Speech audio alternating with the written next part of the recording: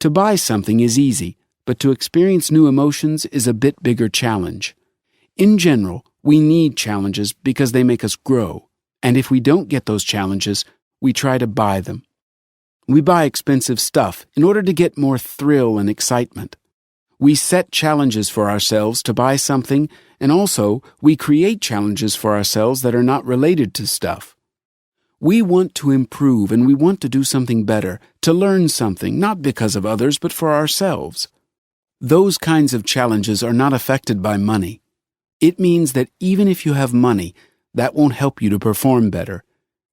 If you throw yourself a challenge to quit smoking, money won't help you there. This challenge cannot be affected with money.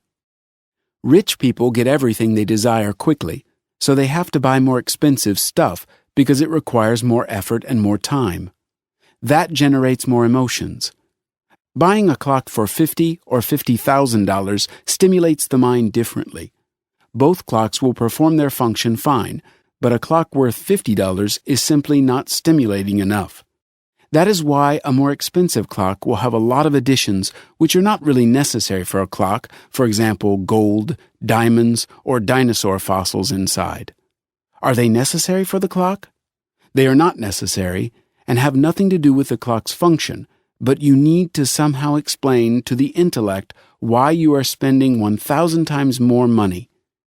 Intellect does not understand that the desire to buy and have is generated by emotion, and of course, the intellect has to explain that emotion somehow.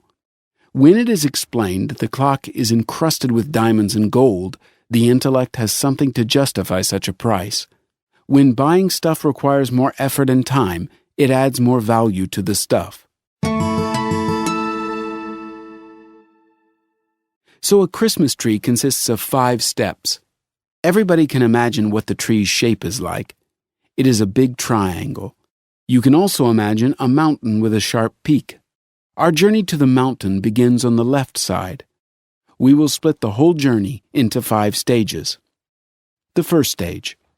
An idea appears that you need something. It is connected with possibilities which we talked about previously. As long as you do not know that you can get something, you do not need it. But if a thing appears, the desire to have it will appear. Until you have seen those pretty sneakers in a mall, you were satisfied with the old ones, but now you can't stop thinking about the new ones. The second stage. We are already little by little climbing the mountain. We start the analysis, searches for a better price or a discount, inner dialogues, and self-persuasion that I really need that. If a thing is truly needed, then we buy it quickly without any hesitation. It is precisely hesitation that can be the indicator which shows you if you really need that thing. If you hesitate, and the more you hesitate, the more it is likely that you do not really need that thing. But we believe that life will be better with those new sneakers, and we feel like we are worth those sneakers because we did this or did that. We look for more argumentation, and of course we find it. Pay attention to very small details. We look for reasons why we need that, why we deserve that, or we set goals for ourselves. If I do this job, I will reward myself with those sneakers. That clearly shows that we pamper ourselves with purchases. We treat our bad inner feeling. We are hooked on the illusion that stuff will make life better, and this illusion is supported by our inner lack. And our intellect has no other option but to find the arguments of why we should buy.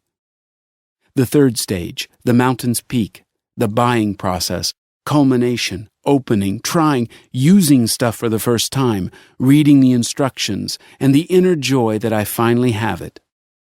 The fourth stage, we are going down from the mountain and feel pleasant relief. We get used to the new thing. It provides less and less good emotions. We use it more and more carelessly. The nurturing we gave to ourselves is disappearing because it was superficial. The fifth stage, the journey has ended. We do not use that thing anymore, and so we forget it, sell it, and start looking for new stuff. Just like the Christmas tree that gave you so much joy before Christmas. We decorated it, and it was in the center of our attention, but after a few weeks, we took it to the trash without any second thoughts. The same happens with much of our stuff. We use, have fun, and get rid of it. We repeat this process countless times.